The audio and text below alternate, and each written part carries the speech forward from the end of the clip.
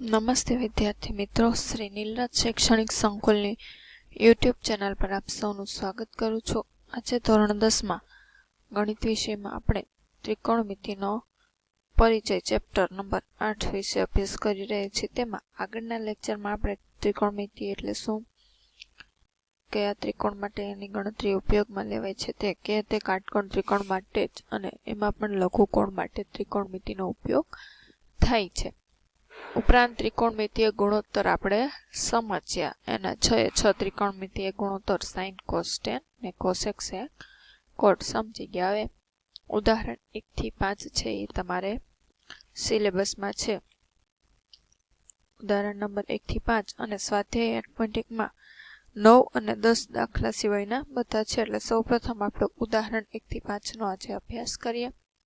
ઉદાહરણ 1 છે, જો tan a બરાબર 4/3 હોય તો ખૂણો a ના અન્ય ત્રિકોણમિતિય ગુણોત્તર શોધો. tan આપેલો છે, આપણને ખ્યાલ છે 6 ત્રિકોણમિતિય ગુણોત્તર છે, sin, cos, tan ને cosec, sec, cot.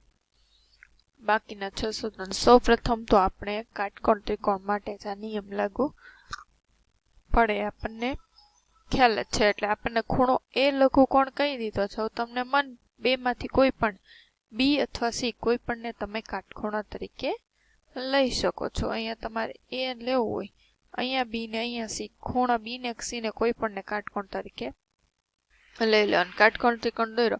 હવે ત્રિકોણમિતિય ગુણોત્તર શોધવા માટે સૌપ્રથમ આપણે કાટકોણ ત્રિકોણની ત્રણેય બાજુ આપણને ખ્યાલ હોવી જોઈએ. અહીંયા તમને tan a આપેલું છે તો tan નું સૂત્ર તમને ખબર છે, શું થાય? સામેની બાજુ છેદમાં પાસેની બાજુ, એટલે સાબા છેદમાં પાબા. કોનો આપ્યો છે tan? તો કે ખૂણા a નો. તો જોજી ખૂણો a છે એની સામેની બાજુ કઈ થશે? BC. તો અહીંયા લખ્યું tan a બરાબર BC અને પાસેની કઈ થાય?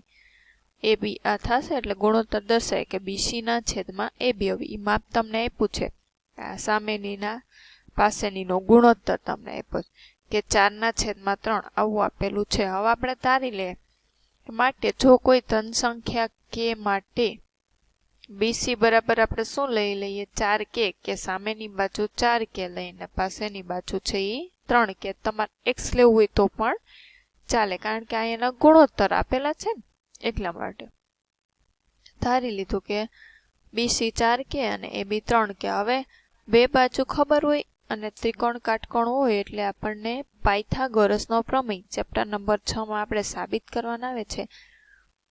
બાકી તો કે આગળના લેક્ચરમાં તમને કીધું હતું પાયથાગોરસનો પ્રમેય શું થાય, તો કે કાટકોણ ત્રિકોણમાં કર્ણનો વર્ગ કયો છે? કર્ણ AC એનો વર્ગ છે એ બાકીની બે બાજુના આ વર્ગના સરવાળા બરાબર થાય. એટલે AC નો વર્ગ બરાબર શું થાય? તો કે AB નો વર્ગ પ્લસ BC નો વર્ગ, અથવા તમે BC નો વર્ગ પ્લસ AB લખો તો પણ ચાલે. એટલે AC નો વર્ગ બરાબર શું થાય? AB² plus BC². AB આપણને માપ ખબર છે 4k એનો વર્ગ અને 3k નો વર્ગ. 4 નો વર્ગ 16 થાય, 3 નો વર્ગ 9 થાય, 2 નો વર્ગ શું થાય? તો કે 25k નો સ્ક્વેર. આ AC નો વર્ગ છે. હવે આપણે શું લેવાનું છે? માત્ર AC. એટલે બંને બાજુ શું લઈ લેવાનું? તો કે વર્ગમૂળ લઈ લ્યો. એટલે બંને બાજુ વર્ગ ને વર્ગમૂળ કેન્સલ થઈ જાય. આપણને ખબર છે અહીં k નો સ્ક્વેર આમ થાય કે વર્ગમૂળની અંદર AC નો સ્ક્વેર બરાબર વર્ગમૂળની અંદર 25k નો સ્ક્વેર. અહીંયા વર્ગ અને વર્ગમૂળ નીકળી જશે, માત્ર અહીંયા શું વધશે? 80. આપણને ખબર છે ઘાત વર્ગમૂળ કાઢીએ તો અડધી થઈ જાય, બે ઘાત હતી 1 થઈ ગઈ. કોનો વર્ગ 25 છે? તો કે 5. એનું વર્ગમૂળ 5 નીકળે અને k નું તો કે માત્ર k. હવે આપણને ત્રણેય બાજુના માપ ખ્યાલ આવી ગયા. એટલે તો કે હવે કોઈ પણ ત્રિકોણમિતિય ગુણોત્તર તમને કે તો તમે શોધી શકો. અહીંયા સાઇન શું થશે? તો કે સામેની બાજુ છેદમાં કર્ણ. સામેની કઈ છે? BC ને કર્ણ AC. એટલે 4/5 k કેન્સલ થઈ જાય. કોસ નું સૂત્ર તો કે પાસેની છેદમાં કર્ણ. પાસેની AB ને કર્ણ 3/5. પછી tan તો આપ્યું જ છે. tan નું સૂત્ર જો યાદ કરો, સામેની 4 ને પાસેની 3. હવે કોટ tan નું વ્યસ્ત જ આપણને ખબર છે, એમાં સામેની પાસે ન કરે, શું કરી દે? 1/tan બરાબર શું થશે? વ્યસ્ત લખી નાખવાનું 3/5. કોસેક કોનું વ્યસ્ત છે? તો કે સાઈન નો. સાઈન તમને 4/5 મળ્યું હોય તો ઓલું એનું વિરુદ્ધ મળે ને, 5/4. આમ સૂત્ર મૂકી દેવાનું 1/a. આમ થાય કે 1/, સાઈનની કિંમત તમને મળી 4/5. હવે તો કે આ છેદનો છેદ ક્યાં જતો રહે? અંશમાં, એટલે 5/4. અને સેક કોસનું વ્યસ્ત છે તો કોસ 3/5 મળ્યું તો 5/3, અથવા તમારે સૂત્ર મૂકવું હોય તોય મૂકી શકો કે સેકનું સૂત્ર કર્ણના છેદમાં પાસેની બાજુ, તો તમને ડાયરેક્ટ 5/3 મળી જાય. ઉદાહરણ 2 ચકાસણી સાબિતીનો દાખલો છે કે લઘુકોણ બી તથા ક્યુ માટે શું કહ્યું છે? એટલે બે ત્રિકોણો લીધા છે અલગ અલગ, એબીસી ને પીક્યુ લઈ લે અને લઘુકોણ બેમાં પી અને ક્યુ માટે સાઇન બી બરાબર સાઇન ક્યુ હોય તો સાબિત કરો બી બરાબર ક્યુ. છઠ્ઠું ચેપ્ટરમાં સમરૂપ ત્રિકોણો તમારે આવે છે એટલે સમરૂપતાની શરતો. સાઇન બી લ્યો છે આમાં માટે સાઇન બી શું થાય? સામેની બાજુ એસીના છેદમાં કર્ણ એ બી થશે. સાઇન ક્યુ તો સામેની બાજુ પીઆરના છેદમાં કર્ણ. બેયની સામેની આ સરખામણી કરી નાખો તો એસીના છેદમાં એ બી અને પીઆરના છેદમાં પી ક્યુ બરાબર કે ધારો શું થાય? આમ થાય કે એસીના છેદમાં પીઆર બરાબર પણ તમે કે લખી શકો અને એ બીના છેદમાં પી ક્યુ બરાબર પણ તમે કે લખી શકો. હવે પાયથાગોરસના પ્રમેયનો ઉપયોગ જો જી કર્ણ શું છે ઉપયોગ કરીએ તો આમાં કાટકોણ ત્રિકોણ સી છે ને, આના માટે પાયથાગોરસનો પ્રમેય લાગુ કરશો તો શું થાય કે એ બી નો સ્ક્વેર બરાબર એસી નો સ્ક્વેર પ્લસ બીસી નો સ્ક્વેર. હવે આમાં એને કોને કરતા કરવું છે? તો કે બીસી, આ ખૂણો કાટખૂણો લીધો છે ને, બીસી ને કરો અથવા તો એસી ને, કોઈ પણ તમે કરતા કરો તો ચાલે. એને બીસી ને કરતા કરવું હોય તો આ એસી આ સાઈડ કેવું થઈ જાય? માઇનસ થઈ જાય. આમ લખી કોઈ પણ સાઈડ લખી તો ચાલે ને. હવે અહીંયા બીસી જ ખાલી લેવું, વર્ગ છે તો વર્ગમૂળ કાઢશું તો શું વધશે? તો કે બીસી. આપણને ખબર છે વચ્ચે પ્લસ અથવા માઇનસની નિશાની હોય તો ડાયરેક્ટ વર્ગમૂળ નીકળે નહીં, જો ગુણાકારની હોય ને તો જ નીકળે. એટલે આને વર્ગમૂળની અંદર તમારે લખી નાખવાનું કે એ બી સ્ક્વેર માઇનસ એસી સ્ક્વેર.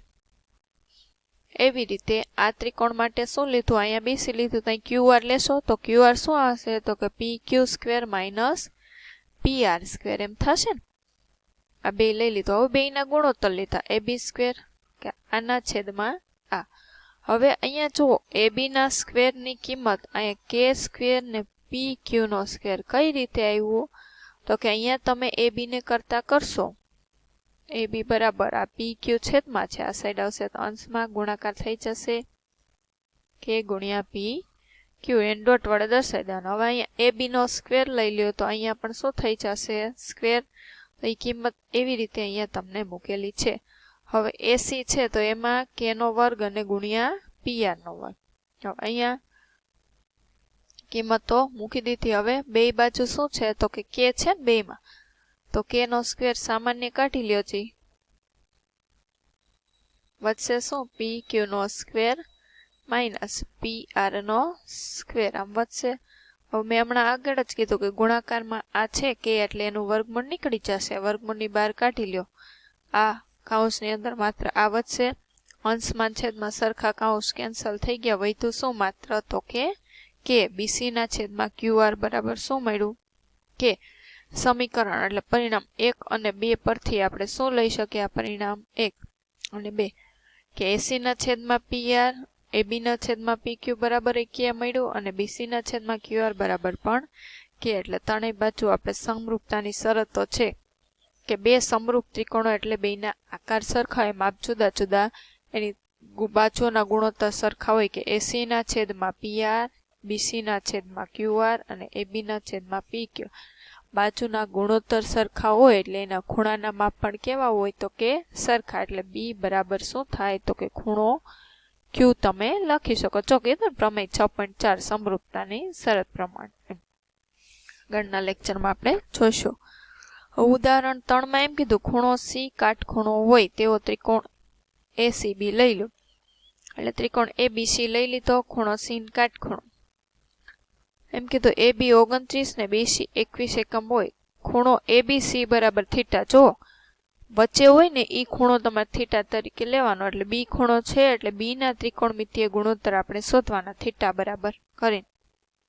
માપ આપ્યું છે, પાયથાગોરસનો પ્રમેય યુઝ કર્યો છે, એટલે આપણને AC નું માપ મેં કીધું ને કે પહેલા ત્રણેય બાજુ શોધી લેવાની, તો જ તમને ત્રિકોણમિતીય ગુણોત્તર મળશે. ત્રીજી બાજુ AC મળી ગઈ.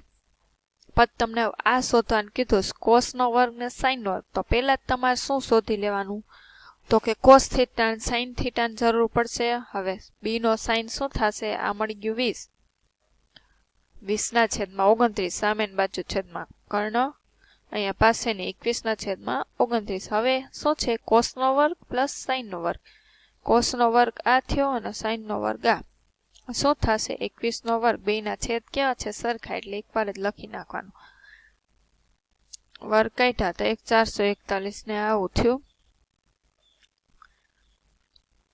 બે નું સરવાળો 841, 841 કેન્સલ થઈ જાય, ભાગ્યા એક વધ્યો. હવે અહીંયા બાદ બાકી કે 21 નો વર્ગ માઇનસ 29 નો વર્ગ. તમે આ સૂત્ર યુઝ કરી શકો, a square minus b square, કે એક વખત શું થાય, a માઇનસ b અને a પ્લસ b. એ સૂત્ર તેણે અંશમાં યુઝ કર્યું છે. જો કે 21 માઇનસ 20 ને 21 પ્લસ 20, 21 માઇનસ પ્લસ કરશું તો 41 અને ઓલું 1, તો 41 ગુણ્યા 1 એટલે 41 જ રહેશે. આ મળ્યો આ બીજાનો જવાબ. ચોથો છે કાટકોણ ત્રિકોણ ABC માં ખૂણો B કાટખૂણો છે. કીધું tan A બરાબર 1, તો ચકાસો કે sin A બરાબર 1 થાય. ચકાસણી કિંમત. હવે tan A આપ્યો છે એટલે લઘુ કોણ તરીકે શું લેવાનું છે, A તમારે લેવાનો છે. tan નું સૂત્ર આપણને ખ્યાલ છે, શું થાય કે સામેની બાજુ BC છેદમાં પાસેની બાજુ સૂત્ર મૂકી દેવાનું, BC છેદમાં AB બરાબર 1 થાય, કે BC ના છેદમાં AB. હવે ગુણાકારમાં છે એટલે શું થાય, BC બરાબર AB. બે માપ કેવા થાય છે, તો કે સરખા. બે ના બરાબર આપણે શું ધારી લીધું, કે AB ને BC કે છે. હવે ત્રીજું માપ આપણે શોધવું હોય, આ AC પાયથાગોરસનો પ્રમેય મૂકશો, k નો વર્ગ પ્લસ k નો વર્ગ આપણને ખબર છે, સરવાળો 1 ને કેટલા 2k નો સ્ક્વેર, એટલે 2 નું વર્ગમૂળ નીકળે નહીં, એટલે ત્રીજી બાજુ મળી k વર્ગમૂળની અંદર 2. હવે ચકાસવાનું છે, પહેલા આપણે સાઇન ને કોસ શોધી લઈએ કે સાઇન શું થશે, 2 વર્ગમૂળની અંદર 2k આવું થયું. સાઇન શું થશે એનું, તો કે સામેની બાજુ BC 1 છે માત્ર k, છેદમાં શું છે કર્ણ, કે આમ સાઇન